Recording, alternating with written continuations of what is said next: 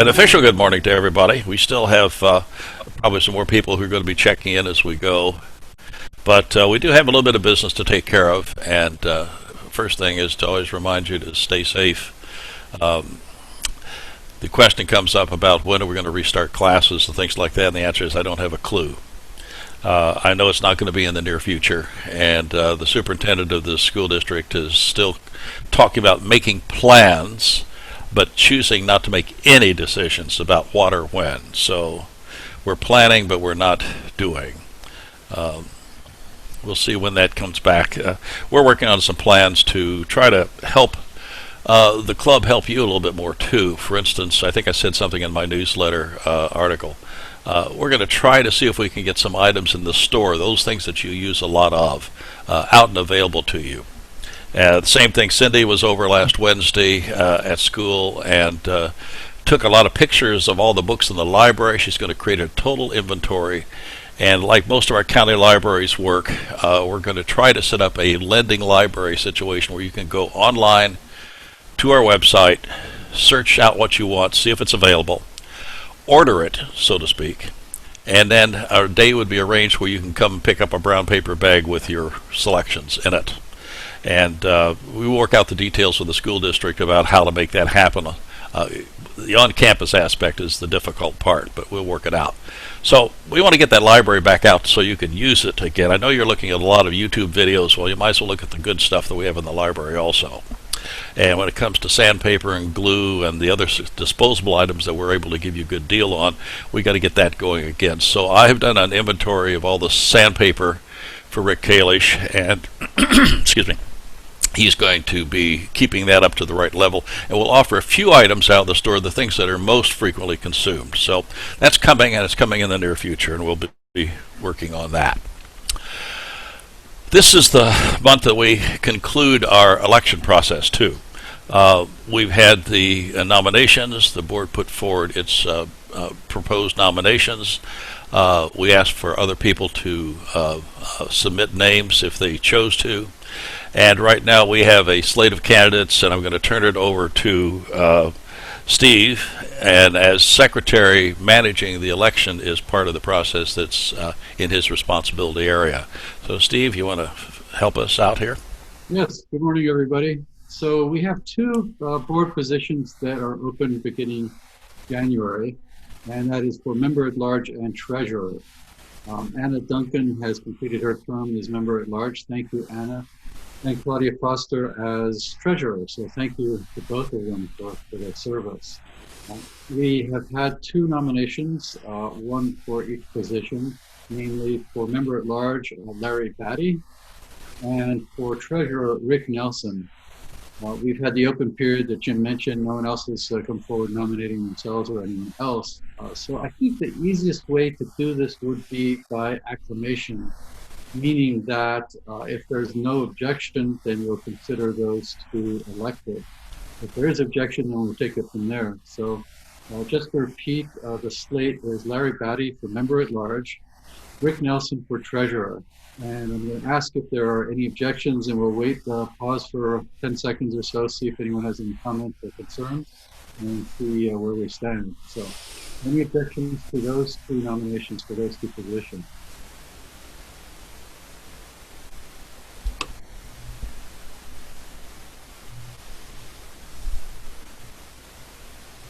All right, hearing none, I believe we can consider those two duly elected, and congratulations, Larry and Rick. Thank you.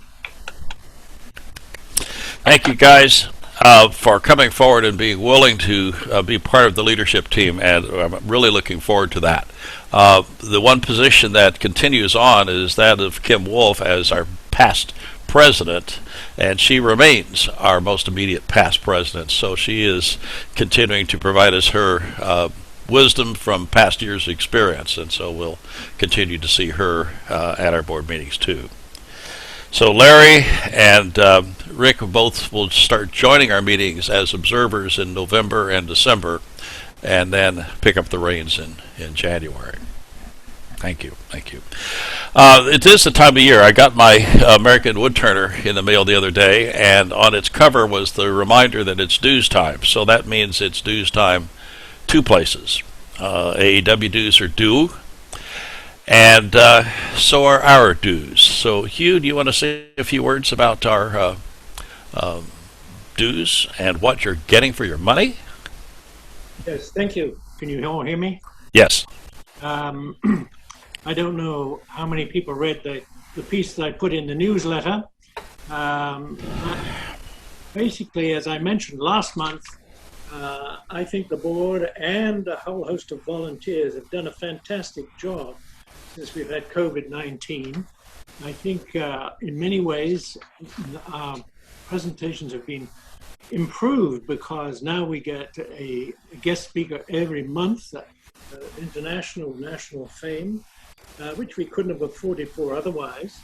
These sawdust sessions, I think, have been a huge success. And like the Woods sale, for example, Carib was great. However, all these things take a lot of time and effort for volunteers. And I think they need to be recognized for that. And it's very difficult in these circumstances.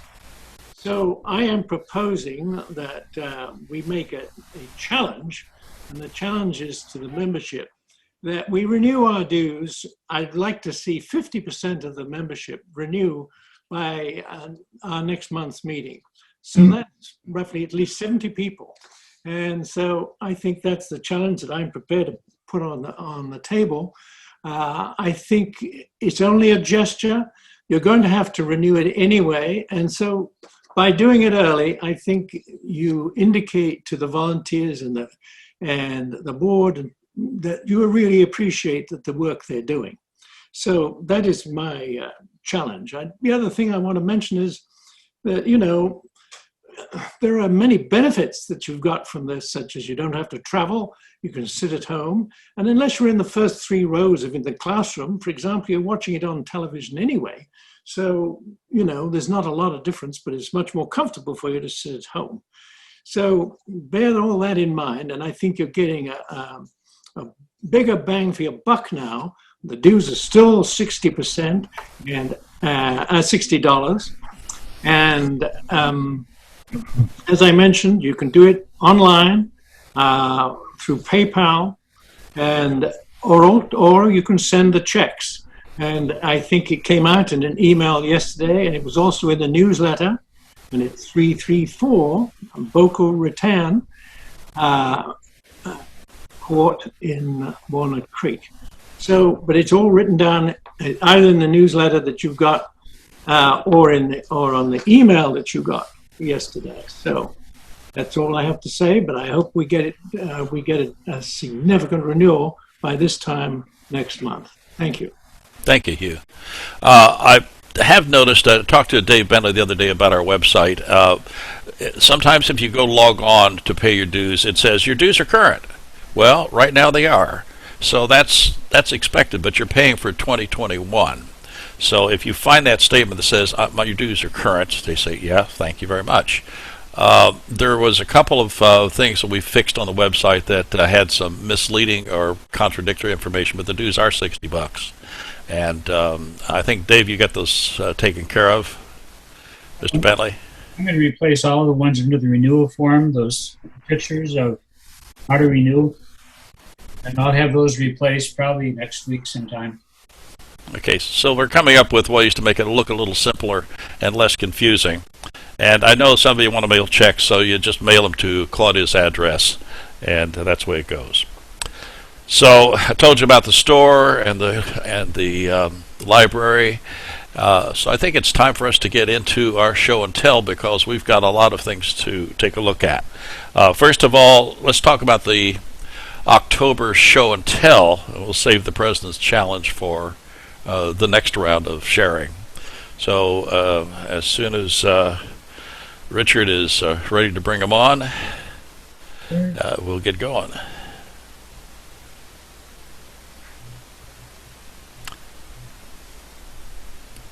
So what I'm going to do while he's setting that thing up, I'll call on the first person, and I'm going to also say who's next so that you can kind of clear your throat and get ready to go. So Mr. Fleissig is going to bring our first piece up, I should say. And then Ed Steffenshire, I'll call on you right after David. So, Mr. Fleissig, let's see what you have for us. Well, this is a pencil cup or whatever you want to call it.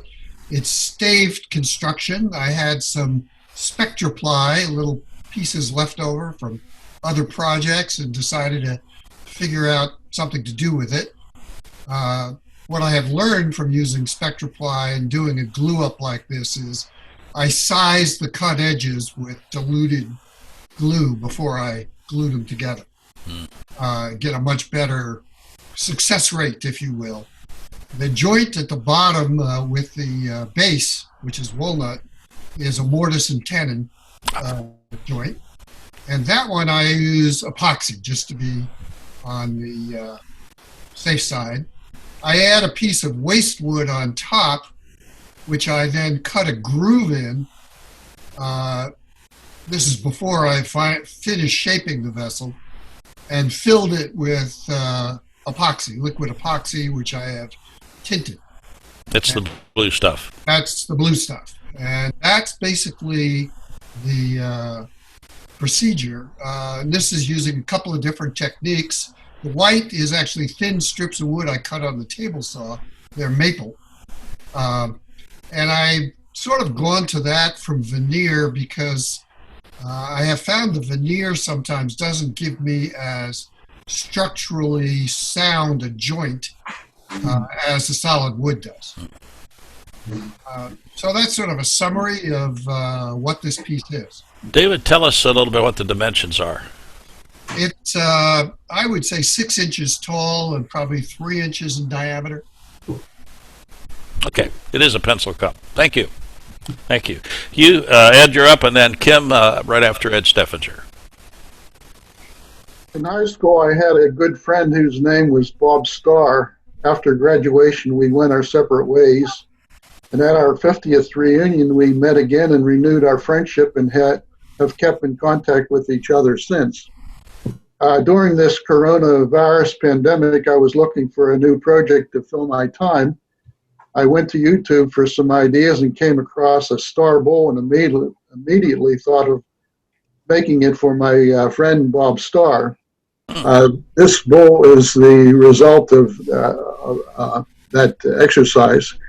I had it in my, I finished it and had it in my shop or garage, and I knew immediately I had a success because my wife grabbed it and took it inside and took it for her own. So now I'm working on another one for my friend Bob Starr. So you seem to make, when you make something really great, you're going to have to make them in pairs, it looks like, Ed. Well, that's it. I know I have success if they disappear, if you will. Thank you so much. Kim and Jay Holland's going to be right on after you. Great. Well, all of that complex work that our members do, I like to keep it simple. Very simple bowl, very simple hollow forms, and really I think my share is more about the photography. I think Dave Fleissig is using a much more complex system than I'm using. Your iPhone, all smartphones are really great for photography anymore, and they like natural light. I either shoot on my kitchen table or I shoot on my shop floor. It's really a lifesaver. No more boom boxes, guys. Do you have a black kitchen table? I certainly do. Wow, that helps a lot. That's beautiful. Well done. Jay, you're up. Michael Hackett will be waiting right behind you. Okay. Unfortunately, Jay has had an injury and is in the hospital with a hip injury. Oh, no. So we wish him a good recovery. I don't see him on the list of participants. So. Oh, I'm sorry to hear that. He's had Anyway, but several problems. That's too bad. he wanted to remind us that Christmas is coming. And so he has a nice selection of Christmas ornaments, little angel and snowmen here, and his finial globes and inside outs and so forth. So just a reminder to everybody, it's October. Get cracking if you're going to be gifting these to people this year.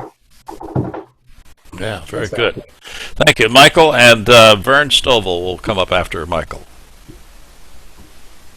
Hi, everyone. This is a piece of the ironwood eucalyptus that I picked up at Steve's. I think that was back in March, maybe April.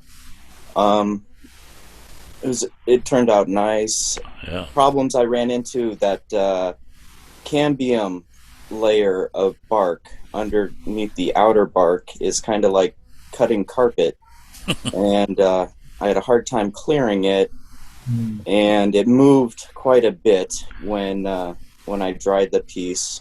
And I'm glad I had enough material there to be able to work that out and smooth the bark back into the bowl. It's 16 by 6.5 deep, so it's a pretty good size. And I lost some of it. Some of that sap dries in these black onyx kind of things, and they're really rigid and shatter. So I lost some of that back section that we're seeing there. But all in all, I'm really pleased with it, and heard so many horror stories about eucalyptus that I'm kind of happy that I've been having some pretty good results and not having cracks. Looks great. Did you do anything to stabilize the cambium layer before you finished turning it? I didn't, and that's funny you asked that, because just after I finished turning this was Brad Adams' get-together out in Benicia there, and he said, oh yeah, I dump a ton of CA in that layer. And I was saying, well, let's see what I got. So it was fingers crossed there for a while, but I left just enough material where I could smooth everything back out and make those two layers work together. Came together very nicely. Good job, Mike. Very you. good job. Vern Stovall and then Charlie Saul.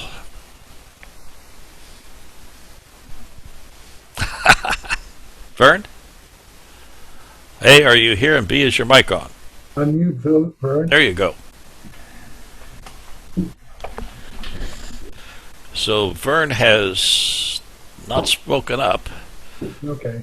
So Well, Vern showed us a couple of barrels he made last month, and this is to show the stave construction that he uses to begin the barrel. The barrel is turned, and remember this pattern. You'll see it again. Okay. So Charlie, and then I don't think Bob Nolan's here, but he did call me yesterday about his piece. Go ahead, Charlie. Good morning. So this is a bracelet that I made, Basket Illusion. It's made out of poly, about 2.5 inches inside diameter. And I thought one of the interesting parts was coming up with a pattern for 9 rows of beads. And this is ink dyes and lacquer finish. One of the challenges is the sequencing, and completely finishing each step is very important before you move on. Charlie, you've date stamped that inside. I noticed that. How did you get something that fit around that, or is that done by hand? I didn't quite. How did I get what? There's a date code stamped inside. Did you do that by hand? Yeah, that's just pyrography. It looks like it's well stamped, and I was wondering how you put it around a round surface and then on the inside also. So, Yeah. Thank you, Charlie. So let's take a look at Bob's piece and see which one this is. Yeah, I think this is on his mantle right now, and it's a piece of walnut, and it's reversible. And he was commenting the other night about doing these balls that sometimes he has to turn it around. The eyes drive people a little nuts. And so there he's done a little bit of pyrography on it. This piece he didn't tell me much about. But it is a little bit of basket illusion patterning anyway, but not raised grain. Nice piece, but I can't tell you much more about it. I wish you were here to tell us what wood this is. It's marvelous. His internet went down. He's not a technical person, and the company came by and said, Saturday we're taking your internet down. So he was thinking whether he could pack off to his daughters and do this meeting remotely. But I guess he didn't make that happen. So anyway, that's into that. So President's Challenge this month was really one that I wanted to encourage you to get out in the shop and make something. And we started off last month with a simple box, just make a box. This month I said, well, just make a box, but put some threads in it and go to the hardware store and buy the threads. And we talked about different options in terms of different kinds of materials that could be used. And we got a number of people coming forward. I understand the group is getting smaller this month. I understand that, but I'm going to give you something to work on again and bring everybody back next month because we got to all do that. So let's take a look at those. Ken Plant is the first one with a threaded lid box. So Ken, tell us about your box, and then I'll try to talk about Bob Nolan's right after that. Go ahead, Ken. Can you hear me? Yes. Okay. Yeah. So that's a piece of ash wood, about 3.5 by 6 inches. So I just ran down to Home Depot, got a 2.5-inch adapter, has both male and female threads. Cleaned those up on the lathe, cut them down, glued them up, and there we go. Added some gesso and a little patterning, pyrography stamping. Little dry brushing with some milk paint and some lacquer, spray lacquer, and that's it. Ken, did you put that on the threading also? Because it doesn't look shiny and black anymore. Yeah, everything got touched a little bit. Yeah, it blended it right in really, really nicely. Good. Let's see what Bob brought us. And then after I try to talk about Bob's, Gary has something. This is it's a beetle nut with a finial, and let's see, and that's a nickel, I think, laying there in the front next to it. And he used the brass fittings. I don't know if that's a lamp fitting. That looks more like a lamp fitting for that size. So he's been in the lamp department and bought his fittings there.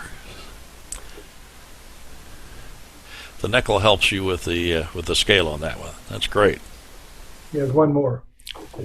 Oh, and that's the Basquiat which his wife absolutely hates. He was very clear to make that his first comment about this piece. So I'm not quite sure whether that's going to end up in the shop or in his display cabinet. But that's a toughie to put something like that in a Basquiat pod. Okay. Gary, and then Ed, you'll be back on after Gary.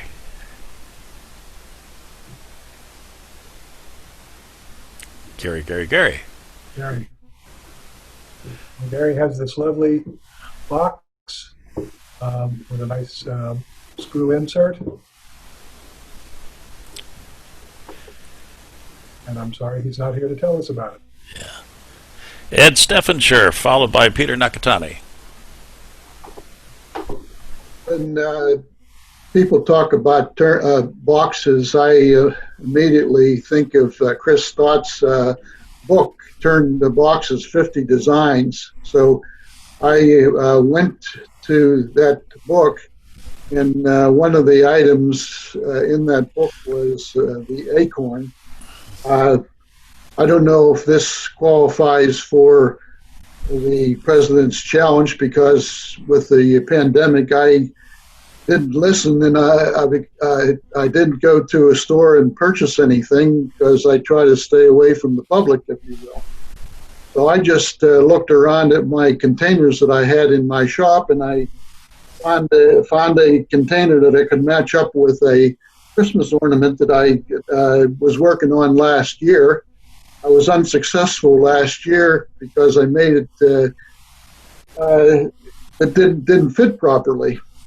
Whenever the challenge came here, I thought of that acorn then, and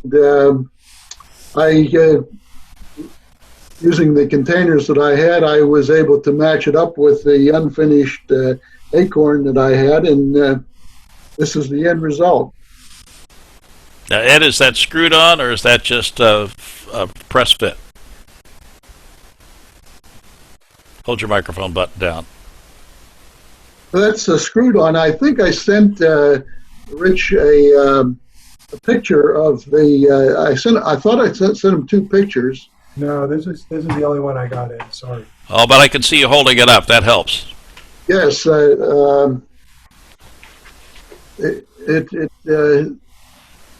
If you can see it there, Yep. it has it is screwed on, and it fits perfectly. Terrific. That's a way to salvage last year's project into this year's challenge. That's worked out good. Peter, and then Mr. Bentley after that. Okay, so this is a Hollywood Juniper vessel, I guess. The top is olive. The threads are from a 7/8 compression fitting, and I have a metal lathe so I could cut down, turn the outside of the nut to make it round and such. Since we have Cindy here today, Cindy always says put something on the bottom of the lid, right? So, and Cindy would put jewel. I don't have any jewels, but I got a lot of red abalone. So it's red abalone on the bottom of the lid. And it's really good that we have these virtual show and tells, because as I was doing this, I realized that I don't have any hollowing tools to do small hole hollowing. So the walls so this thing's probably about 4 inches in diameter, but the walls are probably a 1/2 inch thick because I couldn't get in there. So Peter, you know one of our hobbies during this period of time is buying tools. No, my hollowing tools I make. Okay. So I can make them, but I just never do. This hole is probably like 3/4 of an inch. Usually I'll have like 1.5 inches or something as the hole. So I can do it, but I just never have. There you go. Thank you. What are the dimensions on that?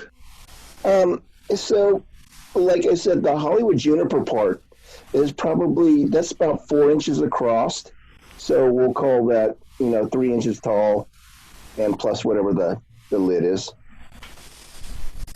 Okay, good. David Bentley, and then Charlie Saul. I had an older piece of redwood burl, about 7.5 inches tall.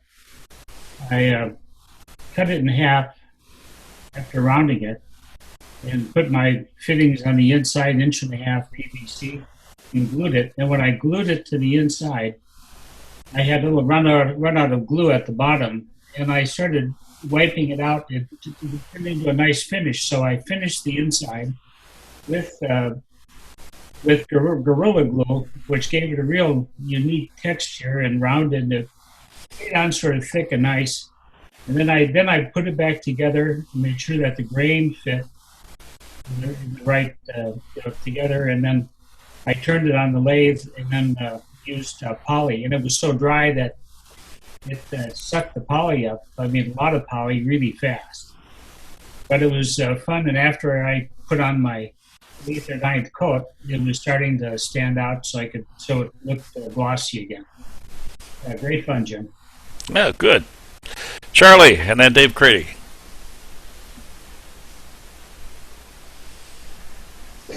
Well, guys, I decided to use salvaged household discards for my threads, and so it was kind of an interesting challenge.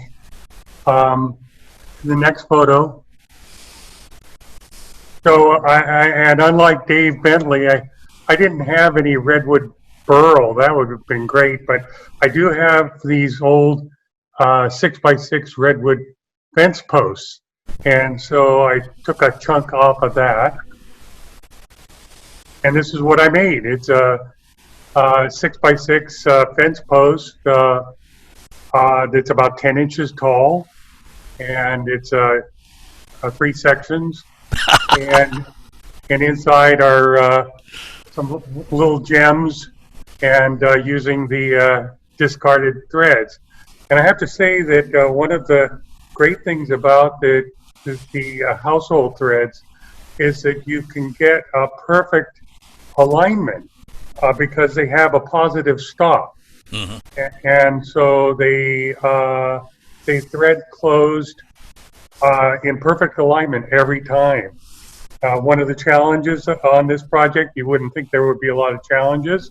It seems so simple, but that's part of the challenge. Is that the sequencing again? It's very important that you complete each step. It's a fairly rustic piece. I left it pretty rustic, but I thought it came out kind of good, and it was a fun project. Thank you, Jim. I think it's neat. I like it. And I had never thought about using. I just took care of some of my vitamin pills this morning and threw the old bottles away. I may dig them back out of the trash and take another look at them later. Thanks again. There you go. Dave, and then we'll finish up with Vern.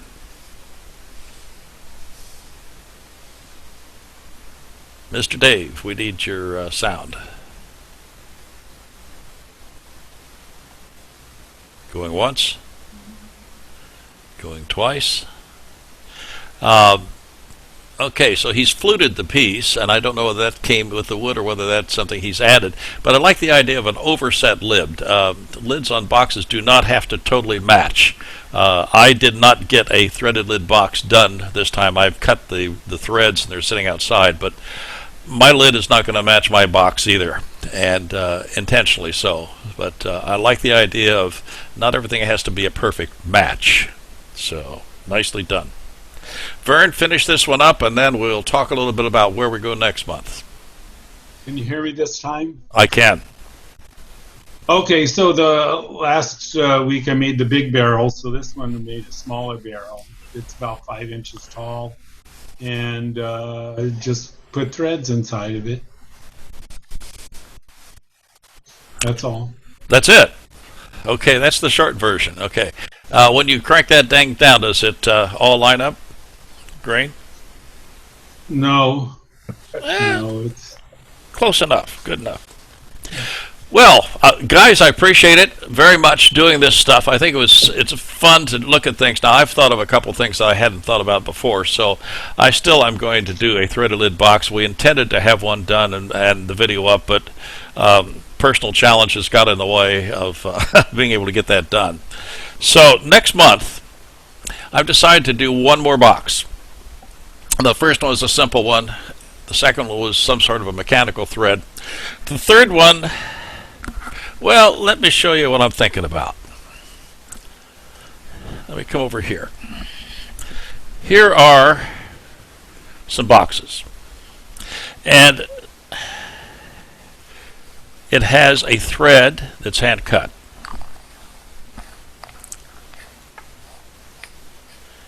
And it has some chatter work inside. I did it also in acrylic. Hand cut threads, chatter work. And they don't always have to be chattered on the outside. This box, the chatter works on the inside of the lid. So I'm giving you a little clue about what two of the possible three things that you can do are. By the way, this is a box that Bonnie Klein gave me years ago.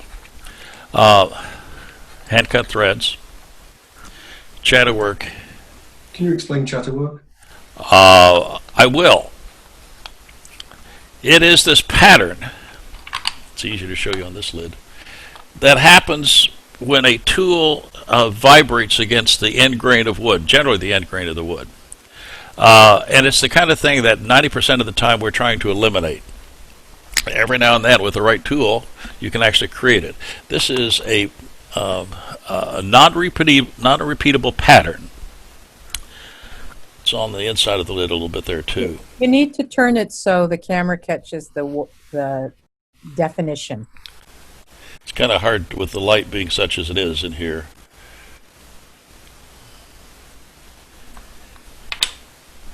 How about Bonnie's? Well, we can see some chatter work around the rim here, which is easier to see. She did something that most people can't do, and I never was able to do it. She's actually chattered the side of this. The lighting in here is too good and too diffuse to keep that, show that up. But she hand threaded this, and when she gave it to me, the lid didn't quite fit. It was a little bit off. It now fits. Can you see the grain pattern there almost? No, you can't very well. What she did is she undercut it, recognizing the wood was going to continue to dry. And as the wood continued to dry and continued to shrink, what was going to end up happening is it was going to come back to the place that it would eventually fit perfectly. She had done that enough times to know how that works. So here are, I'm going to give you 3 things that you can do any 2 of. Hand cut threads. Now if you don't have the tools, you can buy them. You can make them. And I will show you a video. Dave and I will put a video together next Wednesday on some of the guidelines about hand-cut threads and the tools therefore. Of all the videos I've produced, this on hand-cut threads is one I haven't done. The second thing you can do is chatter work. In other words, the vibrated pattern on end grain of a tight-grained wood. There is a video in the library that I produced, what, Dave, a year and a half ago on chatter work and chatter tools. So there's that to look at. The third thing is paint. Not dye, not stain, paint. So I'd like you to produce a box next month. We'll put this back out in writing. It has to have 2 of those 3 things included in it. Chatter work, hand-cut threads, and paint. Any combination of any 2. So I think it'd be kind of fun. Now, we know a lot about stains and dyes and things like that, but working with paint, which really obliterates the grain of the wood and covers it, if put on one way, let's put it that way. Give it a try. See what you can come up with. And we will produce a video on the various different chatter tools. Carter & Sons has come out with a new one about a year or so ago. Dave and I both bought one, and they look like they work okay. We'll do the video on Wednesday about that. The chatter work, how to make a tool, how to use the tools, is already on the club website.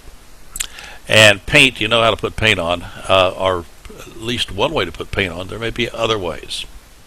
So next month, 2 out of those 3 techniques on your box, and then we'll get done with boxes and we'll go on to something else. But I'd like a little bit more participation next month, because the challenge is fun to do. It gets you into the shop, gets you some of those pieces of junk wood up off the floor perhaps, and a chance to kind of share with others. So let's look at next month's challenge and see what we come up with.